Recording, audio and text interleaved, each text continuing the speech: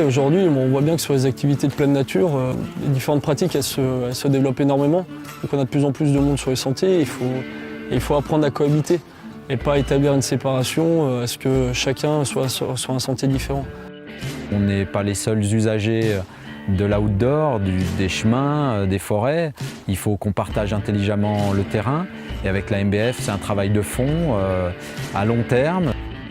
J'aime rouler, j'aime avoir des belles sentiers pour rouler, j'aime avoir les droits de rouler dans ces belles régions. Donc, l'APIA est très sensible au travail de l'MBF. L'MBF soutient les VTTistes, donc on essaie de soutenir l'MBF. Moi, en tant que technicien forestier, j'ai besoin d'un interlocuteur privilégié comme la MBF pour pouvoir fédérer tout le monde sur le terrain, que ce soit les usagers, les communes, les communautés d'agglos, pour que tout se passe bien. Au point de vue de la pratique, on voit bien qu'il y a des chemins qui ne sont pas entretenus, des chemins qui se ferment et du coup, toutes les actions menées par la MBF auprès de l'ONF et des mairies vont dans le bon sens pour la pratique du VTT et notamment dans la pratique d'un VTT durable. La charte MBF, aujourd'hui, elle permet de communiquer là-dessus pour établir cette cohabitation. Et le respect du VTTiste avec la nature, l'environnement, voilà, on est vraiment sur l'idée à suivre les tracés et à ne pas inciter les VTTistes à ne pas vouloir couper à tout va. On essaye aussi de faire un contrepoids auprès des collectivités pour éviter d'interdire le VTT. Parce qu'on se rend compte qu'il y a des endroits, c'est une activité qui peut être mal perçue.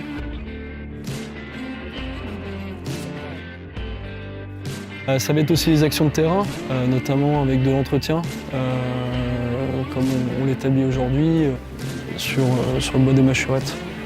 Ici, on est en contexte de forêt périurbaine, donc avec beaucoup d'usagers. Aujourd'hui, avec la commune, donc, on a décidé de démonter une passerelle qui était d'une part dangereuse, parce que assez haute, d'autre part vétuste. Donc le bois était pourri et puis surtout illégal, parce que c'est interdit de créer des modules de ce genre en forêt dans une propriété privée de la commune.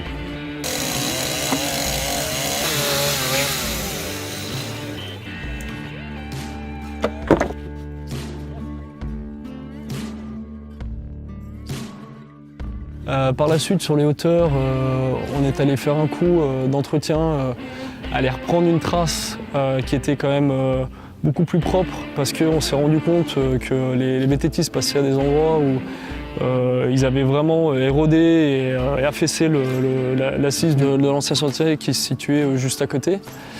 En fait, les gens ont tendance à passer un peu partout, et ça dénude le sol des végétaux, ça le tasse. Donc ensuite, ça ravine, hein, l'eau qui coule, ça ravine, et il n'y a plus rien qui pousse dessus, et ça crée un réseau comme ça de zones tassées. Et donc ce chemin-là, ce bout de chemin-là qui a été recréé, va permettre que la zone ravinée va se végétaliser naturellement.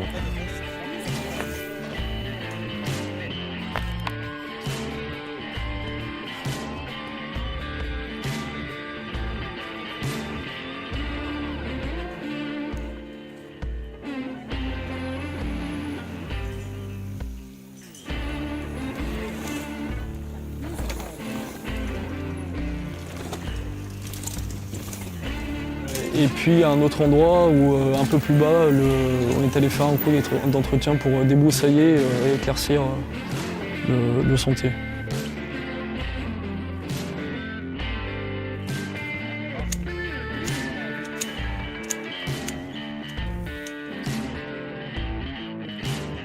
En tant que pratiquant du VTT électrique, on voit bien monter une défiance de la part des mairies, de l'ONF envers le vélo électrique. Il y a un amalgame qui est fait avec les motos. Or, on sait très bien que pour les pratiquants, ça n'a vraiment rien à voir. Et du coup, la MBF agit dans ce sens pour que la pratique du VTT électrique ne soit pas assimilée à la moto, mais bien assimilée au VTT. L'MBF, ça travaille sans arrêt pour les VTTistes. Les chemins, les sentiers, c'est quand même l'essentiel pour le VTT. Sans ça, on n'a nulle part à rouler, on n'a pas de VTT, on n'a pas de VTTistes. Pour des sociétés comme Lapierre, c'est important de soutenir le travail de l'MBF.